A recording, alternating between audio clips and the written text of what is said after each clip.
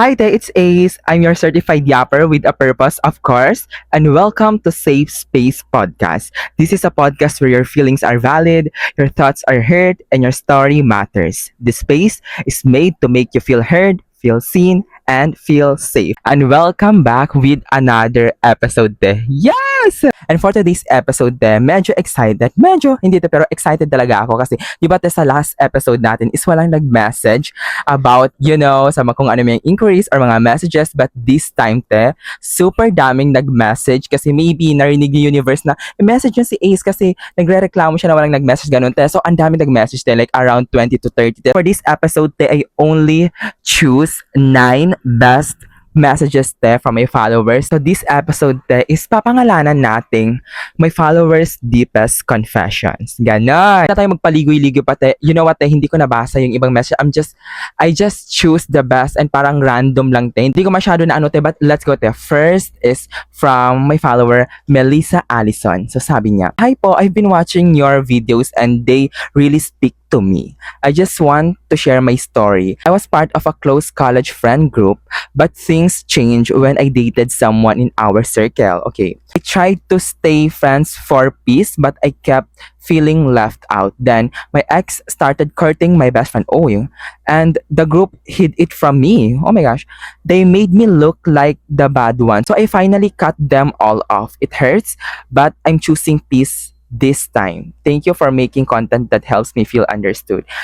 Okay. You know what, Melissa? First of all, I'm so proud of you, girl. Like, you are that girl. You know what? And second of all, I'm so sorry if na-experience mo yung ganyan, You know what? Siguro isa yan sa pinaka-worst betrayal na pwede mong ma-experience is hindi lang isang friend yung nag-betray sa'yo, but yung group mismo na you thought na circle mo, like you are included in that group, but hindi pala. So I want you to remind yourself that you made the right decision. You cannot control what other people think or what other people do. So let go of the things you can control. The fact na they hid it from you, it means they have decided to hid it from you before nila gawin yun sa'yo. So everything that happened, it is planned. Kumbaga, yung mga taong involved sa pagtago ng secret na yan, who betrayed you, is nag-agree or nag-brainstorm muna na ganito yung gawin natin. Huwag natin sabihin kay Melissa. You know what I mean? You are in the right path for cutting them off kasi, madi-drain ka lang talaga if gagawa ka pa ng effort to rebuild the connection, It's better na lang to focus on you. And I know, it's hard kasi yan yung mga siguro magiging roots na mga trust issues mo, magkakaroon ka ng mga trauma with regards to your friends. Meron ka ng experience na ganyan. Yes, hindi mo kasalanan na ginawa nila yun sa'yo, but you always need to remind yourself that you deserve better, Yung better friend group, yung better circle, yung better jowa. And also, it's a protection talaga from God, the universe, whoever you believe in, if you are not religious or spiritual, it is a protection kasi siguro if nagtagal pa kayo sa relationship na yan, if hindi pa, lumabas yung secret talaga, maybe mas magiging tanga ka lang for a very long time. So, as early as possible, buti na lang nalaman mo, parang every time you meet din na parang ganyan, kunwari wala silang alam, tapos knowing na jowa mo pa or best friend mo pa, diba? It's like, grabe, they are so full of themselves, So, it's really okay. And I'm so proud of you, na finally, umalis ka na sa circle na yan. You deserve better, And, yeah, I'm your friend, so I'm here. Huwag ka nang malungkot siya, I'm always here, okay? I'm rooting for you. I'm so proud of you, girl. Thank you for messaging. Next query, is from Kyla. Okay, Kyla, girl. Sabi niya, "Hello po, nag-report po kasi ako kanina. Then I feel like di ko po nabigay yung best ko and hanggang pag-uwi, iniisip ko po yung grade ko dahil achiever po ako. Before, kinakabahan po ako. Now, baka di na po ako masali because of my performance. I was crying because of that. But it turns out bigla pong naghalo-halo lahat ng insecure din po sa face ko. Ang dami kong napansin na mali sa akin. Like, I don't know. Biglang sobrang hirap po talaga. I just need some advice lang po sa mga content niyo po na gumagaan po ang pakiramdam ko. I just need someone lang po na makakaintindi sa akin. I hope makita niyo po itong message ko." So, thank you for messaging, Kyla. So, based sa message mo, I feel like you have a lot of insecurities and everyone has insecurities, even ako rin, And also parang you are afraid of failing yourself. You are afraid of hindi mo masurpass yung sarili mo, 'di ba te? As what you've said earlier na you are achiever. So parang natatakot ka te na baka hindi ka na maging achiever kasi hindi mo nabigay yung best mo. It's really okay to not do your best all the time. The fact na na-acknowledge mo na hindi mo nagawa yung best mo, it means alam mo sa sarili mo te na you can do better. Like, I can be better. I can be my most confident self. Kaya ko pang higitan yung work na nagawa ko. Yes, it's really hard to disappoint yourself, te. Hindi pa katapusan ng lahat. Yes, te, maybe nag-fail ka dyan. Maybe, te, I'm not manifesting it. Tapos, hindi ka rin naging achiever, te, di ba? Pero, this is where the real confidence talaga, te, napapasok talaga if talagang confident ka or hindi. A true confident person, te, I'm still working in this one, is that kahit na mag-slip out ka, te, kahit na mag-fail ka, as long as alam mo or kilala mo yung sarili mo, ten, kaya mong bumangon ulit na you can do better, na kahit ano pa yan, te, is kaya ko pa yung higitan, that's real confidence, te. So in your case, I can fully say na you can do better and I really admire you, te, kasi in-acknowledge mo na ganto, di ba, meron akong mali ganyan. It's really mature din, te, at your age na kumbaga ina-assess mo yung sarili mo na may mali ako ganyan and I can do better pa. So, in your case, te, stop controlling what already happened, te. It happened na, so you cannot change it na. So, focus only on the things that you can change. Maybe, te, sa next presentation mo or kung anong project mo yan, te, kapalan mo pang mukha, te. Like, ibangon mo yan, te. Ibangon mo. Galingan mo pa, te. Kasi yun lang yung mga chance na meron ka. Pero yung reporting, te, na ginawa mo, na natapos na, wala ka ng chance dyan, te, na baguhin pa yan. Focus on the things na pwede mo pang i-look forward, which is yung mga next reporting mo. Dun ka mag-focus, te. And while waiting pa, te, dun sa mga next projects na gagawin mo, this time, te, practice. Practice, te, because practice makes perfect. I can mirror myself, te, sa'yo nung nasa senior high school pa lang, te, ko. I'm so hard to myself, te, but hindi mo talaga pwedeng i-force lahat ng bagay na you can be your best all the time. As long as, te, willing ka naman na improve your performance, te, yun yung lesson na pwede mong makuha dun sa failure na yun, sa performance mo. So, bangon lang, te. Focus on the things that you can look forward, okay? Rooting for you, Kyla. Update me, te, kung ano yung naging performance mo sa mga next na projects mo. Okay, love you, girl. So, okay, next is from Renzi. Okay. Sabi niya, Kuya Ace, good evening po. Pwedeng pa-help po sa tanong ko? Mabait naman po ako sa lahat ng nakikilala ko sa mga friends, classmates. Basta sa mga taong nakakasalamuha ko po paminsan. Pero feeling ko naiilang sila sa akin? Question mark. Parang nakikiramdam po sila kung ano magiging response ko sa mga sasabihin nila o kung paano sila kakausapin kahit kanino po napapansin ko. Palabiro naman po ako, masayahin, pero parang pag ako yung nagsasalita, seryoso po sila sumagot. At parang pag ako na yung kausap nila, serious mode na po sila. Sana gets niyo po. Bakit po kaya ganon? Thank you. Okay. First of all, Renzi, you need to realize na meron talaga mga taong intimidating. Based on my observation, feel ko intimidating ka or hindi naman tayo sa intimidating na matare or, you are bad, as what you have said, mabait ka naman, ganyan. Pero meron talaga mga taong yung aura nila, is intimidating. For example na lang, some of my, colleagues, sabi nila parang intimidating daw ako, no first impression nila, parang matari daw ako, like, spoiled brat, ganyan, You don't need to change yourself para lang mabilong ka, para lang ma-validate kung ano yung gusto mong maging reaction ng ibang tao, Papansin ko, parang you want other people to react in your way. Like, gusto mo na ganito dapat yung maging reaction ng friends mo if ikaw yung nagsasalita, Gusto mo if-funny ka, dapat funny din sila. Wala kang ginagawang mali. Honestly, wala kang ginagawang mali. It's just parang you want to control people. You want your classmates or your friends, to act in the way na you want them to act. Maybe talaga, ganun na talaga yung aura mo kasi baka seryoso ka makipag-usap. And it's a good thing talaga if sinoseryoso ka ng tao. Parang always joke-joke lang, parang kahit na merong serious topics, parang feel nila joke-joke lang yon, di ba? And again, as a whole talaga, you cannot control how other people react on what you say, on how you act, You cannot control them, So just be you. Really, be you, be authentic as you, kasi walang mali sa'yo, As long as, nagpapakatotoo ka, as long as alam mong yan ka na talaga, you cannot control kung paano magre-react yung ibang tao sa'yo, Maybe, merong identity crisis nangyayari, insecurities, na need mo i-workout. I don't mean this, na you need to fix yourself, ganyan, But if you're true confident, if you know yourself, if meron ka talagang deep self-knowing, hayaan mo na lang yung ibang tao kung paano sila mag-react sa kung ano yung ginagawa mo. Again, you don't need to change yourself. If meron kang maling nagawa, na need mo baguhin, change that. But based kasi sa message mo, parang it's more on interaction problem with your peer, with your friends and classmates. You don't need to change anything about you. Just be your authentic self. Maybe te parang ina-assume mo lang te na pinag-iisipan kanila na mali or parang boring ka. But maybe te parang nagiging seryoso lang sila because they take your time seriously. They want to hear from you. They love how you speak. So parang sineseryoso nila talaga lahat ng sinasabi mo. You know what I mean te? So don't take everything personally te. Just be your authentic self. Just be you te and do not control. Don't be a control freak te. Just let them do what you want to do and let them do what they want to do. Okay? Thank you for messaging. Okay, ang next message natin is si Lushry. I don't know if tama ba yung pagbigkas ko, pag-pronounce ko ng name mo, but sabi niya, hello po, pwede pa help naman po, hu. How to move on, hu. How to move on without feeling guilty from my past relationship. Nagparamdam kasi yung ex ko kagabi, pero di naman pala makikipagbalikan, kundi nasira lang yung peace of mind ko. May anxiety pa kasi ako. Pinipilit kong labanan yung nararamdaman ko kasi ako lang din makakatulong sa sarili ko. Sana mapansin po, hu. Apat na hu. Thank you po, Kuya Ace, with exclamation mark. Okay, first of all, Lushry, you cannot move on if you feel guilty moving on.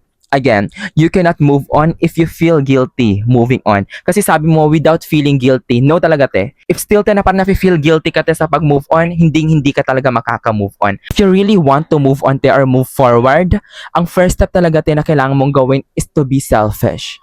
Call it harsh te, but need mo talaga muna maging selfish te because this time, you are choosing yourself. It comes with acceptance na everything has changed, the relationship has ended, so this time, I need to choose myself. I'm gonna choose myself.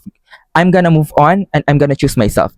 It comes with a decision te na parang wala ka na munang paki sa ibang tao te. Once you decide that you want to move on, dapat te mag-stick ka talaga na mag-move on ka. Hindi te yung parang mag-chat lang sa ex mo te is parang nawala na lahat ng mga pinaghirapan mong luha. Mga lonely moments mo te, yung mga realizations mo te. You need to remind yourself bakit gusto mong mag-move on. Ano yung reason kung bakit gusto mong mag-move on? Maybe they hurt you so much, they cheated, they don't treat you better. Parang you feel like it's very toxic na te. Yun dapat te yung i-remind mo sa sarili mo and maybe te, nag-expect ka na bumawi sila, baka mag-change sila. No na te. Isa sa mga nag-viral na video ko te, nag-comment pa dun si Bea Boris te. Ang sabi ko dun te, who they are right now is the real them. They show you who they are te, so believe it.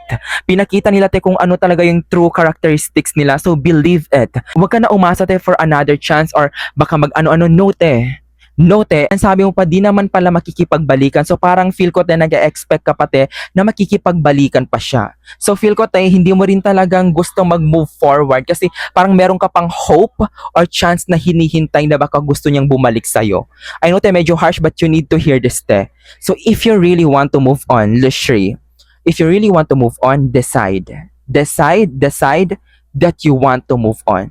Choose yourself this time. Kasi te, if still na parang nahanap ka pa rin ng hope and chance te na baka bumalik sila, kahit isang chat lang nila te, 100% madidistract ka lang te. Hindi ka talaga makakapag-move on. So based on my observation te, you need to accept the fact that the relationship has ended te. Accept it muna te. Accept it. Accept the fact that wala na.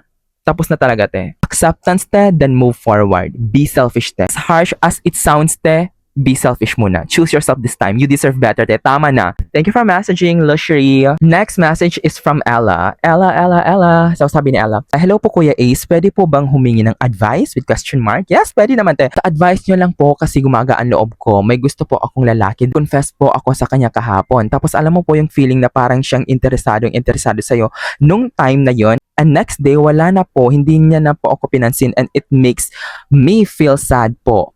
Lagi ko pa siyang iniisip, di ko siya makalimutan. Gusto ko ibibigay or ibigay ba to? Ibigay sa kanya yung love na di sa kanya nabigay nung iba. Kuya, kasi alam ko po yung mga nangyari sa kanya nung past.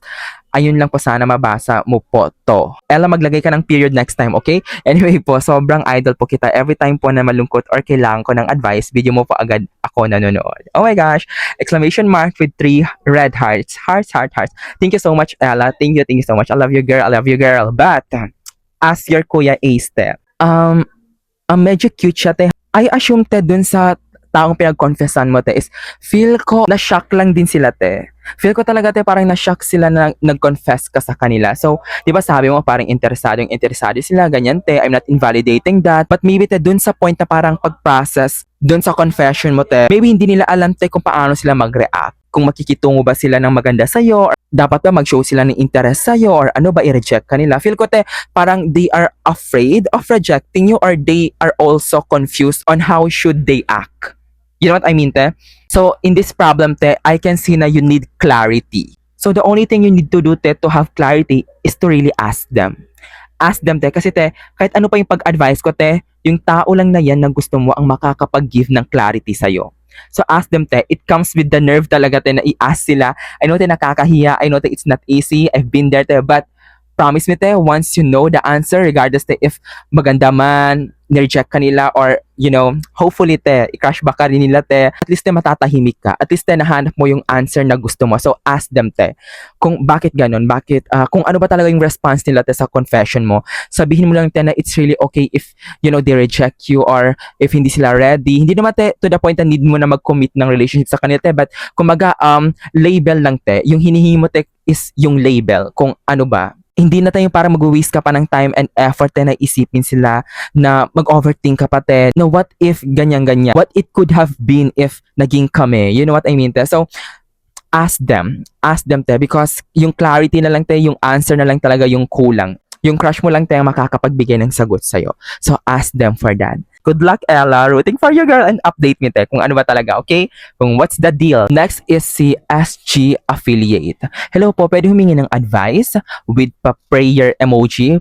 People pleaser ako, okay. Masanuri masyado sa magulang na kahit kurso nila nagdesisyon, tapos ngayon, sobra akong drained at pagod sa studies. Need ko pa mag-side hustle para lang hindi ako laging humingi ng money pamasahe, period. Growing up kasi hindi kami close ng parents ko, lalo na yung father ko. Nag-abroad, tapos last year nag-stop na, sumabay pa na naghiwalay sila ng mother ko. Kaya ayun, nawalan ako ng gana talaga sa studies ko at nabagsak ko yung isa kong subject na may prerequisite. Oh my gosh, parang nakaka-relate ako dito, tayo. Hindi ko na nga po alam kung anong pangarap ko sa buhay, na parang nabuhay lang ako para sa ibang tao. Kaya kong i-sacrifice yung sarili ko para lang maramdaman ko na may silbi ako. Oh my gosh. Thank you po. Okay lang kung hindi mo po ma-replyan. Okay, SG Affiliate. Based sa name mo, te, parang nag-affiliate ka na, so parang meron ka na talagang side hustle, te, which is very good for you. Yung mo, te, super nakarelate ako sa'yo, te. Like, feel ko, ako, ikaw. You know what I mean, te? So, a little backstory lang, te. Yung gusto talaga ng mga parents ko, te, is to be a civil engineering, ganyan. So, I took civil engineering course, te, as my course. So, I stayed in a civil engineering course, te, for around 3 years na rin, te. I'm irregular din, te. So, right now, te, I took a break and wala na, te. I'm not into schooling na, te. Huminto muna ako, te, because I'm now pursuing the things that I love, which is content creation, te. Being an influencer. This is my shit. I love this, te. Civil engineering din, te, is hindi ko talaga gusto. It's not my dream. But, ganito kasi yan, te. Hindi talaga ganun kadali i-pursue yung mga bagay-bagay na gusto mo if alam mong hindi mo pa kaya yung sarili mo. If alam mo, te, na hindi mo pa kayang i-fund yung sarili mo. If alam mo, te, na parang nakaasa ka pa sa parents mo, talagang hindi naman sa need mo sila sundin, te, pero mawawalan ka ng choice na sundin sila kasi sila yung nagpro-provide sa'yo. You know what I mean, te? So, sabi mo, need mo ba mag-side hustle? For me, te, yes. Yes, te, need na need mo talaga. That's what I did, te. Meron akong side hustle, I'm a freelance content creator, te. Mating na ako sa point, te, na parang I can provide na, te, and parang I can help my family na, and also I can do whatever I want na, te. So sabi ko, I am gonna pursue what I want to do. Sa case mo, te, i-pursue mo yung gusto mong i-pursue if alam mong kaya mo na yung sarili mo. That's the reality kasi, te. And in my case kasi, te, hindi ko rin masisisi yung mga parents ko, especially my father, te, na gusto niya na maging civil engineering ako, ganyan-ganyan. Kasi, you know what, te, how practical it is. Merong pera talaga, ganyan. Since mahirap kami, feel ko yung father ko, feel niya yun yung best decision na, dapat kong gawin para makaangat sa hirap. Ganon. Kumaga parang practicality over passion na lang yung nangyayari. But right now, te, na parang I can pursue my passion, te. That's the right time you exit the practicality tendencies, te. So in your case, te, ask yourself, if kaya mo na ba talaga. For example, te, you want to transfer into, architecture or nursing, te, or kahit ano man yan na gusto mong gawin, ask yourself if ready ka na ba financially, emotionally, physically, spiritually, lahat, tenangly, ask yourself if ready ka na ba. If hindi ka pa ready, te, and parang alam mong hindi kayo sa support ng parents mo, te, and parang aasa ka lang sa kanila, maybe tapusin mo muna yung course or ano, te, yung gusto mong gawin, te. Kung yung magbubuhat mismo sa sarili mo, te, it's not easy. Lalong-lalo na, te, if nakarely ka sa parents mo. So, if you are desperate, te, just like me, te, as what I did, te, hanap ka talaga, te, ng side hustle. If alam mong makakapag-earn ka dyan, te, is kaya mo nang i-pursue yung gusto mong i-pursue. And if hindi mo naman carry, te, communicate with your parents. Sabihin mo talaga yung gusto, te, na tama, ganyan. Hindi ko talaga gusto yung course na to. I feel so drained. Kasi, te, if parang i-overthink mo lang yan and wala kang action, wala talaga magbabago, te. So, you have the decision. Hopefully, te, maging successful affiliate ka, te. Maybe, nag-take ka na ng action dahil affiliate ka na, te. Hopefully, marami kang sales and hopefully talaga ma-pursue mo na yung bagay na gusto mong i-pursue. And I'm so proud of you, te, kasi na-realize mo na parang, di ba sabi mo, hindi ko nga po alam kung ano yung pangarap ko sa buhay, na para bang nabuhay lang ako para sa ibang tao. Ganyan din ako, te, kasi it's normal naman talaga, te, na parang meron tayong identity crisis na, sometimes we feel lost in life, we don't know what to pursue or what path to take, ganyan. I've been there, te, kasi nagbabago-bago rin talaga, te, yung gusto nating i-pursue, di ba? Maybe right now, te, I'm pursuing content creation or being an influencer, te, but no one knows, te, maybe in the next 3 years or 4 years, 5 years, te, babalik ako, te, as a civil engineer, you know what I mean, te? Pabago-bago talaga, te. So, this time, te, alam ko na hindi mo gusto yung course na gusto mong i-take right now, te. It's the time, te, na maybe you need to find yourself and take a decision, te, na kung ano ba talaga yung gusto mong gawin, te. Maybe yan yung first step, te. Ask yourself kung ano ba talaga yung gusto mong gawin, kung ano yung gusto mong maging ikaw. Visualize yourself kung ano yung nakikita mo in the future. Kasi, te, if parang meron ka ng, visualization and point nun, te, na ito yung gusto ko maging teacher, maging nursing, maging architecture, maging influencer, doon na papasok yung mga ways on how you can take that path and decide na I'm gonna make some money to pursue this thing. You know what I mean? So yate, good luck SG affiliate. Proceed tayo kay Ann. Ann lang talaga yung username niya. So sabi niya, hello kuya, I saw your vids and naiiyak ako. Q yung iyak niya. Kasi nakarelate ako sa mga vids mo. Paano po ba maging psychologically intelligent? I really want to study dark psychology kasi hirap ako makaintindi eh. Tapos, eto pa po, mahina loob ko sa mga pambabackstab sa akin. Gusto ko i-clear image ko. Gusto ko ma-stop yon eh. Yung problem kasi sa akin is di ko kayang maging unbothered. Really, Kat, in-advise na ako ng mga isang 100 na people, pero di ko talaga kayang gawin eh. I just want my life to be better. Thank you, dumaan ka sa feed ko, sabi ni N. O kami kang mga gustong gawin, N, ha? Para bang ako na yung therapist mo. But sabi ni N, gusto niya daw maging psychologically intelligent. I cannot fully consider myself naman na psychologically intelligent but psychologically aware lang, ganyan. So, in my case talaga, kahit anong field naman, te, if gusto mong maging magaling or maging matalino, te, or maging aware, read talaga, te. Read. Like, dapat talaga, te, meron ka mga background. In your case, te, gusto mo maging psychologically intelligent ka, te, magbasa ka ng mga books na about psychology, about human nature, how our minds works, how we behave, how we interact, ganun, te, magbasa ka. Or if parang naboboring ka, te, sa pagbabasa, ganyan din ako, te, before, I suggest to you, te, na manood ka ng mga videos long form, te, like interviews and podcast, te, sa YouTube. Kasi you need to input a lot of information talaga, te, to be aware on a certain field. So sabi mo, te, sa psychology, so you need to input more psychological facts, information, te, para maging aware ka sa mga ganyan-ganyan, sa mga psychological topics, di ba? So sabi mo, you want dark psychology, ganyan.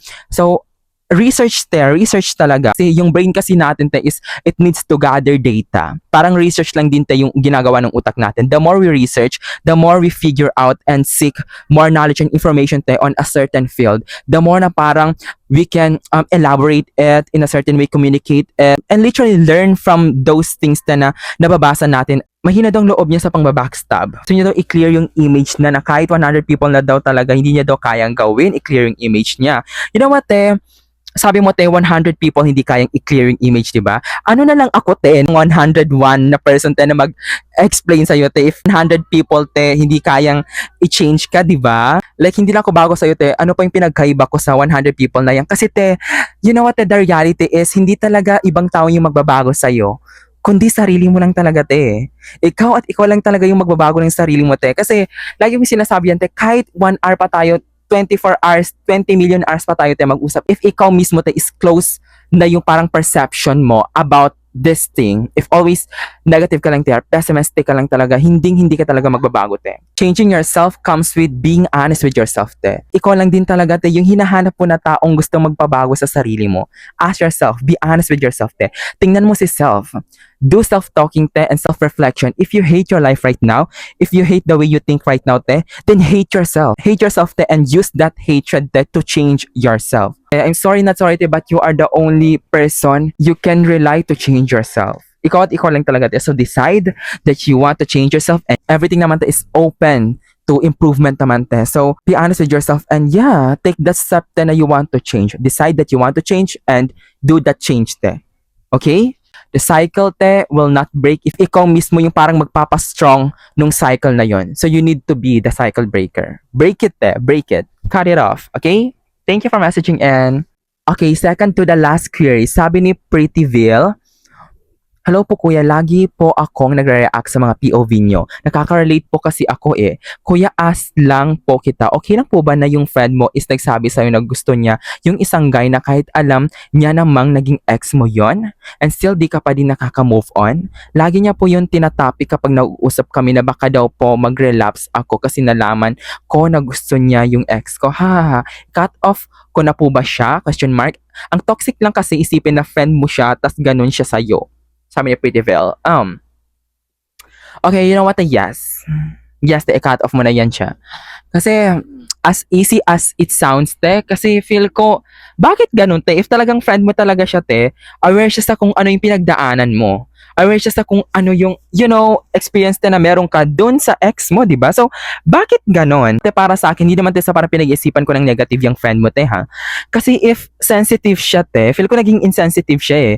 If alam niya, te, na parang kaka-break nyo pa lang tapos hindi ka pa nakaka-move on, te, or maybe, te, hindi siya aware, or if talagang girl's girl ka talaga, te, hindi mo gagawin yun sa friend mo. Sasabi ko ito, te, kasi I've been that friend, te, na parang nagustuhan ko rin yung ex ng isang friend ko. So, I'm kind of toxic with that, te. So, hindi ko na talaga yung uulitin, te. Like, really, te. Hindi na. Never, never, never. That's so toxic. May mali ako dun, te, and nagsorry din ako sa friend ko and naayos namin yun, te. So, in your case, te, ask your friend. Ask your friend, te, if, ano ba yan? Like, or maybe, te, hindi mo na siguro need i-ask. Dapat sila yung mismong, gagawa ng action. Anong relationship ba yung gusto nilang i-save? Yung relationship nila dyan sa ex mo or yung friendship nyo? Kasi, te, if talagang friend ka niya, te, hindi niya gagawin yun. I'm saying this to myself, te, and I'm so thankful, te, na na-solution ko yun. I get out of that toxic behavior, te, na I'm a fucking freak. I hate my previous self, te. Hindi na talaga, te. Huwag ka na mag-share, te. Let them, te. Kasi kahit wala ka nang sabihin, te, lalabas at lalabas talaga yung totoong ugali nila, te, when you don't react. So, huwag ka na mag-react, te, and hayaan mo lang sila. Kasi, te, for the next siguro 1 week, 2 weeks, 1 month, te, like lalabas talaga yung totoo, te. Like, it will save you a lot of energies and toxic companion pa, te. Kung magkata meron ka ng hindsight na, this friend could betray you. Diba? Or maybe lang, te, baka magbago yung friend mo na talaga magiging mature sila. I-communicate nila, te, sa'yo yung problem mo. You know what I mean, te? So, yeah.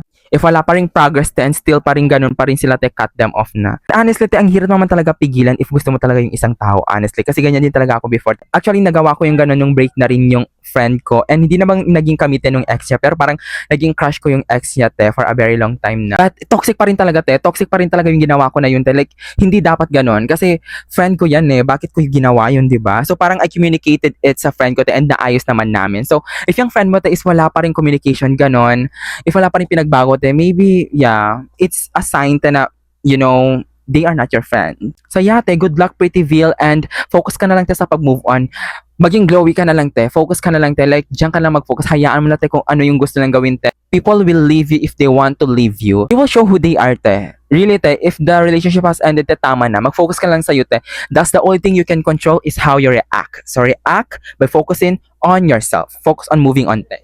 Good luck, Pretty Veil. Thank you for messaging. Okay, for the last quiz, te. Aray, napapagod ako, te. Parang need ko ng milk tea after this. But no, gabi na, te, while I'm shooting this. But last message is from You Found Angel.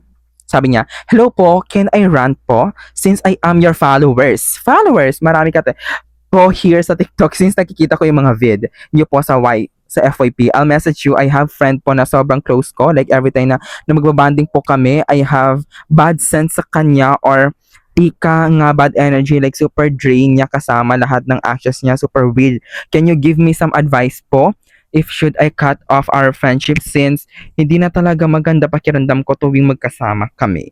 First of all, you need to think about the pros and cons if ever na i-cut off mo yung friend mo. If kaya mong mabuhay naman na wala yung friend mo, te, or parang meron ka naman mga ibang friends, te, pero super na-drain ka sa friend mo na yan, te, then cut them off. If yung goal mo, te, is mawala yung mga bad energy drainers, te, or mga energy takers dyan, te, or mga vampires, te, then cut them off. Cut them off, te. Pero, if you want to fix the relationship pa, te, communicate it sa friend mo. Pero kasi, te, energy never lies, eh.